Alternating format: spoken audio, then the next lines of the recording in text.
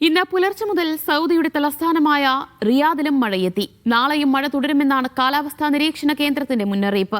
കിഴക്കൻ പ്രവിശ്യയടക്കം സൗദിയുടെ 8 മേഖലകളിൽ മഴ കനക്കുമെന്നും മുന്നറിയിപ്പിലുണ്ട്.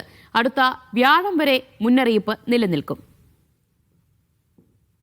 ഇന്ന് പുലർച്ചെ മുതലാണ് റിയാദ് പ്രവിശ്യയുടെ വിവിധ ഭാഗങ്ങളിലേക്ക് മഴയെത്തിയത്. നേരം വെളുത്തതോടെ നഗരത്തിലേക്കും മഴയെത്തി. ഇപ്പോഴും മഴ ശക്തമല്ലെങ്കിലും തുടരുന്നുണ്ട്.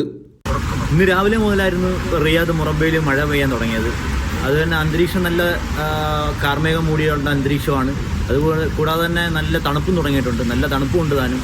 അപ്പോൾ ആൾക്കാരെല്ലാവരും പുറത്തിറങ്ങാൻ മടിക്കുന്നത്. നമ്മളൊരു റെസ്റ്റോറൻറ്റ് നടത്തുകയാണ്. അത് കാരണം ആൾക്കാർ കടയിലോട്ട് ഇറങ്ങാനാണെങ്കിലും ആൾക്കാർ പുറത്തിറങ്ങാനാണെങ്കിലും നല്ല രീതിയിൽ മടിക്കുന്നുണ്ട്. റിയാദ് നഗരത്തിന് പുറം ഭാഗങ്ങളിൽ കനത്ത മഴയാണ്. റിയാദിനോട് ചേർന്നുള്ള പ്രവിശ്യയായ ഖസീമിൽ ഉൾപ്പെടെ കനത്ത മഴ മുന്നറിയിപ്പ് തുടരുന്നു. കിഴക്കൻ പ്രവിശ്യയിലേക്കും മഴയെത്തി. രാത്രിയിലും പുലർച്ചെയും മഴ തുടരും. ഇവിടെയും കാലാവസ്ഥാ നിരീക്ഷണ കേന്ദ്രത്തിന്റെ മുന്നറിയിപ്പുണ്ട്.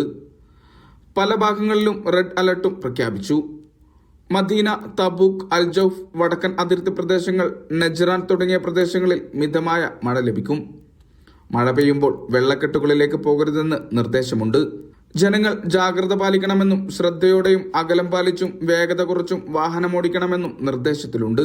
വ്യാഴാഴ്ച വരെ മഴ സാധ്യത നിലനിൽക്കും. Jizan, Asir, Al Baha, Mecca, Riyadh, Qassim, Hail, കിഴക്കൻ മേഖലകൾ എന്നിവിടങ്ങളിലാണ് നിലവിൽ മഴ ശക്തമാകുമെന്ന മുന്നറിയിപ്പ്. Mishal Cherpulassery, media 1, Riyadh.